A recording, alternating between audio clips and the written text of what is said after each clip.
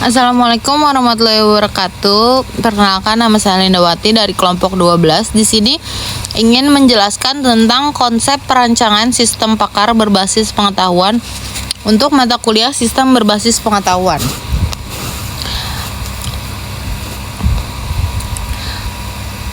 Definisi.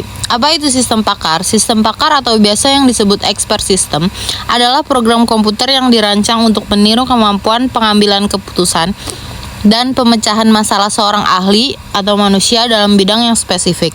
Tujuan utamanya yaitu untuk menyimpan, mereplikasi, dan mendistribusikan pengetahuan ahli. Keluarannya yaitu solusi, saran, atau diagnosis yang kredibel seperti seorang ahli. Next. Komponen inti sistem pakar. Di sini ada contoh diagram arsitektur sistem pakar klasik, yaitu pertama dari pengguna atau user. Selanjutnya ada knowledge base atau basis pengetahuan, fakta, dan aturan.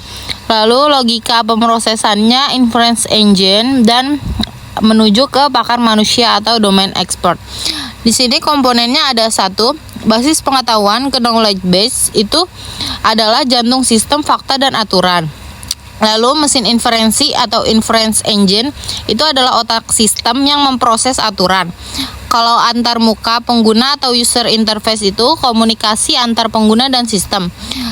Lalu akuisisi pengetahuan yaitu modul untuk memasukkan dan memvalidasi pengetahuannya.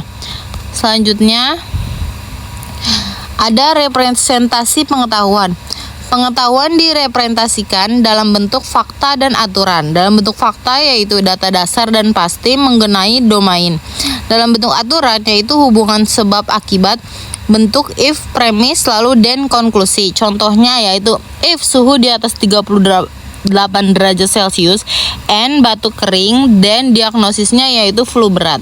Selanjutnya ada strategi pengambilan keputusan, yaitu ada rantai maju forward chaining dan rantai mundur backward chaining.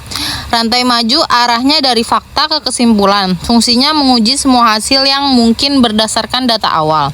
Kalau rantai mundur arahnya dari hipotesis menuju fakta pendukung, fungsinya membuktikan sebuah tujuan atau hipotesis dengan mencari data yang diperlukan. Selanjutnya ada contoh forward chaining, yaitu pertama dari observasi 1 menuju kaidah A, lalu setelah dari kaidah A menuju fakta 1 dan fakta 2. Setelah dari fakta 1 menuju ke kaidah C dan menuju kesimpulan 1. Kalau dari fakta 2 menuju kaidah D dan kesimpulan 2.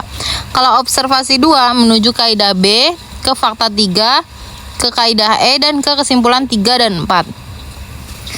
Lalu di sini ada contoh backward chaining, yaitu dari tujuan. Tujuan itu terbagi menjadi kaidah D dan kaidah E. Lalu dari kaidah D menuju fakta 1 dan fakta 2. Kaidah E menuju fakta 3. Fakta 1 ke kaidah A, lalu ke observasi 1, observasi 2. Fakta 2 ke kaidah B, ke observasi 2 dan observasi 3. Fakta 3 ke kaidah C dan observasi 3 dan 4. Selanjutnya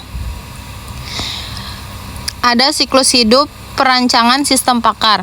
Akuisisi pengetahuan yaitu mengumpulkan dan memvalidasi data dari pakar tahap paling kritis.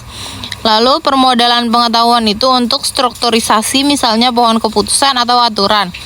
Pengembangan sistem yaitu untuk implementasi kode dan tool. Pengujian dan validasi menguji kinerja sistem versus pakar. Pemeliharaannya yaitu memperbarui pengetahuan secara berkala. Next. Peran kunci atau insinyur pengetahuan. Jembatan komunikasi menghubungkan pakar manusia dengan sistem pakar komputer. Tanggung jawabnya yaitu mengekstrak, memverifikasi, dan merepresentasikan pengetahuan. Memastikan sistem dapat menjelaskan keputusannya, explanation facility. Selanjutnya ada tantangan dalam pengembangan, yaitu tantangannya 1. Bottlenecks akuisisi, sulitnya mentransfer pengetahuan diam atau tacit dari pakar. Yang kedua, pengetahuan yang tidak pasti, bagaimana menangani kesimpulan yang tidak 100%.